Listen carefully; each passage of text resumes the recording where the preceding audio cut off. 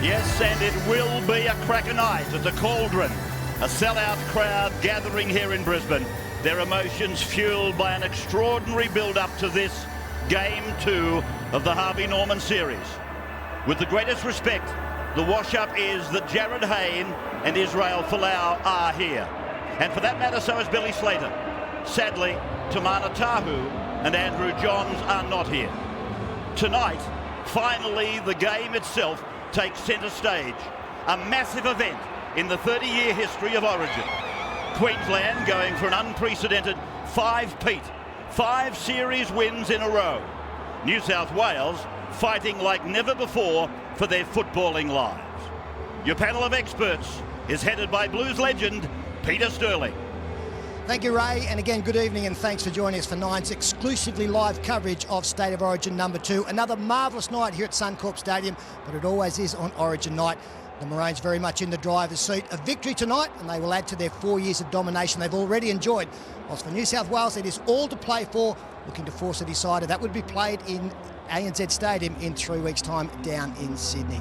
Our panel tonight, 3 men who are particularly passionate when it comes to interstate rugby league. Phil Gould, Wally Lewis and Wendell. Good evening, gentlemen. Ray has already pointed out the controversy coming into this game. It really came to a head on the weekend, of course, with Tamana Tahu, the New South Wales winger, not only leaving camp, but the team, on the back of comments that he took offence to made by Andrew Johns of a racial nature.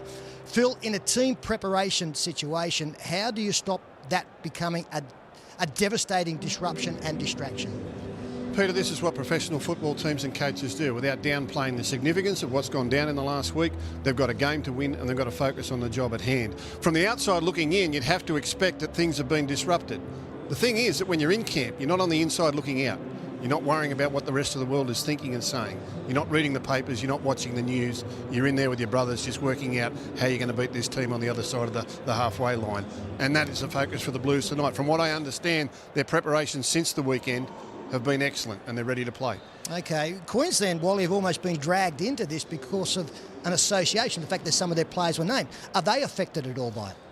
Well, Peter, I'm sure the Queenslanders, if they had their say, would prefer not to comment on the issue. It really wasn't a problem in their camp. They wish that they could just continue on with their preparations for the game and simply get Mal Meninga's plans in focus for the game. But, of course, they were insisted that they had to make a statement. Obviously, with one of the players involved in the Queensland camp, it did become an important issue. Whether or not that will play a role in the Maroons' build-up will only be known to the Queensland camp, but it is a real tragedy for rugby league as well. Wendell, you're a proud Indigenous man who played NRL and Origin. How have you reacted to what has unfolded? Look, I'm not sure what transpired between Tamana Tahu and Andrew Johns. It's what you read. But, look, we counter racism in society and obviously in sport. I mean, tonight's about the players. I'll speak about it more on the footy show, but I'm just disappointed because I think this game deserves better than that, and the focus should be on rugby league tonight. So tomorrow I'm happy to have my say, and let's get on with it. All right, well, let's put the focus back where you say, on the field. 28-24, Queensland were successful in game 1, and the Queensland camp were good enough to allow us into the inner sanctum before that game. Well, they've opened the doors again tonight, and Paul Vautin is with their coach, Mal Meninga. Yeah, thanks, Pete. I'm here with history-making Origin coach Mal Meninga. Mal, has the racial row from New South Wales affected Queensland's preparation at all? Oh, a few of the guys were affected early in the piece, obviously hearing the news and out of the media. But, we've got some proud young Indigenous players who do a lot of good work in their communities. And they've got through it now and, all they've really focused on is, playing really well in the maroon jersey. Is there a chance that those particular players might play with some extra spice tonight? Oh, Mel, I hope they don't need that sort of motivation to get this where they need to be, for tonight. We know it's going to be a pretty torrid affair, they against a very desperate New South Wales side, so, hopefully their preparation individually has been really good and this could maybe add to it, but I'm kind of hoping that their minds are focused on the job. You just used the word there I'm going to ask you in the next question, desperate. Now, New South Wales tonight, trying to, get rid of this slide that they're in, they will be a very desperate team tonight. So, you're going to have to play to your top to beat them. Yeah, no, we realise that. They've had a fairly disruptive week and we get the feeling that, that's probably melded them even closer. So our preparation, we understand the job at task, the job at hand, and, we'll see what happens at the end of 80 minutes. But I think our preparation's been very, very good all week. All right, now the New South Wales team have brought in Paul Gallen. They brought in Luke O'Donnell. Brett White's got to start in the front rows. Are you expecting something special up front? Maybe a few little fisticuffs? No, not really. I mean, what they've introduced, a pretty hard-working forward pack. I thought in the first game our forwards were very dominant, and they had the platform for a good win. So they need to get it right in the forwards, and they picked a pretty good hard-working forward pack who won't stop all night. Still be good to see, wouldn't it? Remember the old days, you and me, side by side? Oh, I was the copper, mate. I used to pull you off for all those fights. You're that bad, I tell you. Queensland coach, so very relaxed here in the Queensland dressing room. Feet back to you. Now, we've had plenty of champion footballers over the last century, but few have performed that role better than that man there. Wonderful player and continues to be so. And joining us on the panel now, the ideal person to comment on Darren Lockyer, because he was a foe on the field on many occasions. Brad Fittler is with us. Brad, to me, I guess the way we gauge greatness is continued excellence over a long period of time. How does Darren Lockyer continue at this level after so many seasons? He's a real gem, Lockie. I think most great players have strength as one of their assets. He never was really considered a strong player, as in physically strength, but his explosive speed when he first started, and as he got older, he just had this ability to rally his team. And I think that's the best indication of his impact on a footy team. It's him as a person, that encourages and inspires his teammates. He brings the wingers into play. He can bring front rows into play. He's got back rows, support him. And he just, and that is the greatest leader you can have in a team, someone that inspires the whole team. Well, Wendell, you played for, you just wouldn't retire in the end. Finally, they called a stop. But it's the body that's got to keep going, doesn't it? And Darren Lockyer, he doesn't hide out there, and he knows that traffic is going to be sent his way again tonight. Yeah, I saw him on Friday, and I said to him, mate, what is it about your football at the moment that's so good? And I think, he said in the off-season he started going on road runs, and I'm thinking no one does road runs in this day and age, so he's doing his Broncos training. But also I've got to say, his new boy, Sonny James, is giving him a new lease of life, and he's just playing with so much confidence, and mate, he can play for another couple of years, and Josh Hoffman and those players at the Broncos want to play with him. He's a true leader. Okay, well, he's in charge again tonight, leading a side that has only made 2 changes from their winning formula in Game 1. And here are the 17 representing the Maroons tonight. I'm Darren Lockyer, captain of the 4X Maroons. Tonight's lineup: at fullback, Billy Slater. On the wings, Darius Boyd, Israel Folau. In the centres, Greg Inglis, Willie Tonga. With me in the halves, Jonathan Thurston. The back row, Ashley Harrison, Sam Thaiday, Nate Miles. Our front row, Cameron Smith, Matt Scott, David Shillington. On the bench, Ben Hennett, Neville Costigan, Cooper Cronk, Dave Taylor. And those 2 changes from Game 1, no Petro Sivanasiva tonight, and Ben Hannett comes in for him, and Matt Ballin did an admirable job at hooker, but tonight, Wally, Cameron Smith comes back, and what a player to bring in. I think, along with Jonathan Thurston, he's the best player in the world.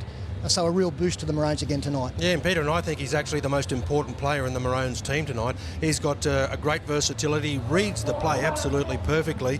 The Maroons didn't seem to miss him all that much in Game 1, but I think the benefit of having him back on board for this match will probably inject a little bit more from Billy Slater and also Cooper Cronk when he gets the opportunity to come onto the field. That Melbourne strike force, grouping up with Greg Inglis, certainly will be something to watch. Yeah, Brad, a couple of changes for New South Wales are quite important and crucial. The halves tonight, Mitchell Pearce going up against those kind of forwards. He's a halfback that goes to the line. He's got a running 5'8" on the outside of him in Trent Barrett. I think that it's the kind of night where not as much pressure on him. If they get beaten tonight, it's not going to be on his shoulders. I think it is a chance for him to shine tonight. Yeah, absolutely. A lot's been said about Mitchell coming back into the State of Origin side, and his kicking game is one of the great assets of his game. He's got a great little punch. He gets it down nice and low, and that's still what I think wins State of Origin.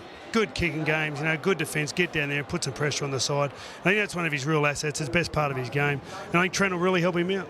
He'll just compliment him. I actually think, Brad, that is their major weapon tonight, is Mitchell Pearce's kicking game to the wings. I think also his pass. Sorry, Sterling. You're right. I love the idea of his pass. He threatens their edges. And I don't think they did that in the first game, which then exposed their halves where we can run at them. I think Lockie made 5 tackles in the whole game. So, we need to make them do some work. All right, well, for a number of reasons, 7 changes have been made for New South Wales since that 4-point loss in Game 1. Let's have a look at their lineup. I'm Kurt Gidley, captain of the Aussie Blues. Tonight's lineup: at fullback, Jared Hayne. On the wings, Brett Morris, Joel Monahan. In the centres, Matt Cooper, Beau Scott. The halves, Trent Barrett, Mitchell Pearce. The back row, Paul Gallen, Nathan Highmarsh, Ben Cray. Our front row, Michael Ennis, Michael Woman, Brett White. On the bench, I'm Kurt Gidley, Tom Leroy Lars, Trent Waterhouse, Luke O'Donnell. And they're coached by Craig Bellamy. There he is on screen. He said that what he learned out of game one, that he was too relaxed, too much of a Mr. Nice Guy. Now, Brad, you've been in the camp. Is he back to his normal, intense self? Yeah, he definitely feels a lot more confident. There's no doubt. And the players feel a lot more prepared.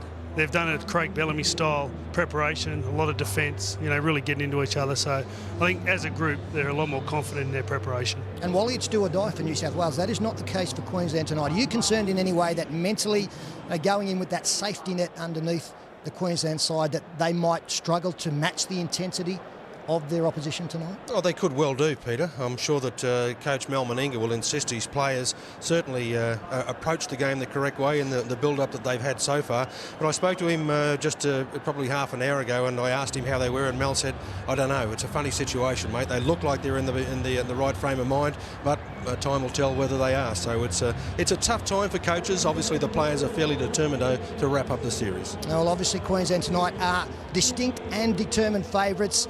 Wonderful record over the last couple of years. The big question is, how do New South Wales stop them? Well, maybe the man with the answers is the coach that has been most successful in charge of the Blues. The last word goes to Phil Gould. Thank you, Peter. My last word tonight is pretty simple. In a couple of minutes, the New South Wales team will come out of the dressing room, along the tunnel, and out onto Suncorp Stadium, supposedly to a game they cannot win. Written off, cast aside. The experts give them no chance. Now, I don't know about you, but that's not the Origin that I know. That's not the Origin we've been watching for the last 30 years. Origin history tells us that when you write one side off, when you think the other team's got all the answers, the tide can turn very, very quickly. I can tell you, there's no greater motivation for a footballer or a football team to have people say, you can't win. There's not a footballer on this earth that wouldn't want to be in a blue jersey tonight to prove that wrong. You Queensland fans, get your hands off the trophy. This ain't over yet. In fact, it's just about to start.